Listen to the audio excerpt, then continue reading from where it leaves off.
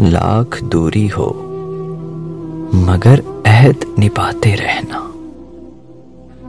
जब भी बारिश हो मेरा सोग मनाते रहना।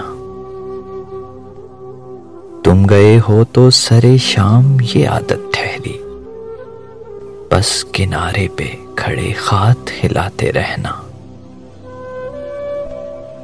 जाने इस दिल को ये आदाब कहां से आए, उसकी राहों में निगाहों को बिछाते रहना। एक मुद्दत से ये माहौल हुआ है अब तो, आप ही रूठना और आप मनाते रहना। तुमको मालूम है फरहत कि ये पागलपन है, दूर जाते हुए लोगों को बुलाते रहना।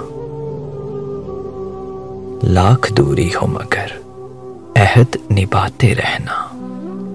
जब भी बारिश हो मेरा सोग मनाते रहना।